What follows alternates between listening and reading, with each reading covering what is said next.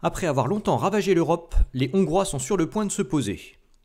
Ça sera aussi l'occasion de parler des Croates, dont le destin est intimement lié à la Hongrie. Il va falloir qu'on revienne un peu en arrière pour bien présenter tout ça. À la fin du IXe siècle, le pays croate est encore divisé. Mais l'arrivée des Hongrois change la donne. Un certain Tomislav prend la tête de la résistance et il parvient à refouler les Hongrois vers l'est. Il peut ainsi unifier les Croates sous son autorité et fonder un royaume chrétien en 925.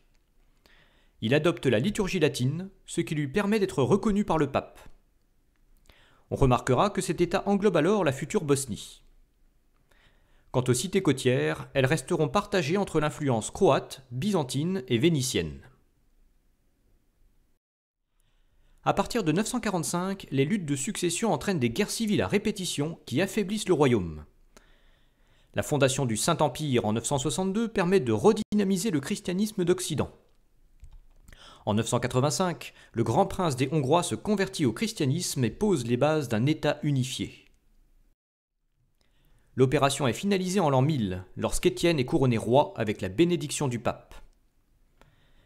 Il faut noter que ce royaume est alors bien plus grand que la Hongrie moderne, puisqu'il s'étend jusqu'en Transylvanie à l'est. Par ailleurs, il ne tardera pas à récupérer la Slovaquie aux dépens de la Pologne. Le roi contribue activement à la christianisation des Hongrois et le pays connaît une nouvelle sécurité favorable aux marchands. L'Empire byzantin connaît son apogée à cette même époque. Non seulement l'empereur Basile II parvient à éliminer l'Empire bulgare, mais il profite des guerres incessantes en Croatie pour s'emparer de ce royaume. En cette période de christianisme triomphant, cette nouvelle stabilité est très favorable aux pèlerins qui font la route de Jérusalem. D'autant qu'il existe encore une certaine unité entre les chrétiens d'Occident et d'Orient. Mais l'autorité byzantine sur les terres slaves reste fragile. Vers 1030, la Croatie retrouve son indépendance. Et 5 ans plus tard, c'est au tour des Serbes de former un État autonome depuis une région qu'on appelle la Dioclée.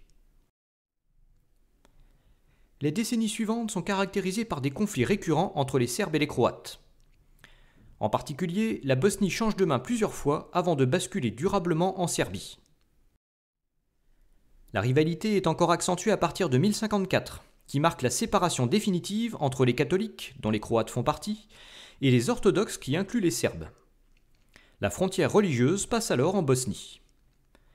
Le catholicisme concerne tous les autres États au contact du Saint-Empire, notamment la Pologne et la Hongrie.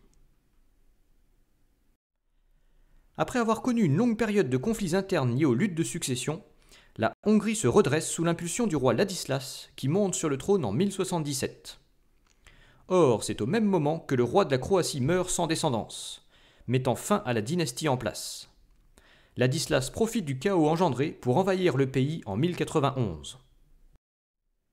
Il rencontre toutefois un sérieux noyau de résistance en Dalmatie. C'est finalement son successeur qui achève la conquête en 1102. Pour prévenir les révoltes, il maintient les institutions et devient roi de Hongrie et de Croatie, mettant ainsi en place un système d'union personnelle. La Croatie restera ainsi arrimée à la Hongrie pendant plus de 4 siècles. Quant à la Serbie, elle connaît un affaiblissement au même moment et finit par retomber dans le giron byzantin à partir de 1115. Ainsi s'éteignent les premiers royaumes serbes et croates, tandis que la Hongrie conforte son statut de grande puissance. Sur la carte, on aura pu constater que la Pologne avait l'air tout aussi rayonnante. Il est grand temps de s'intéresser à ce nouveau royaume.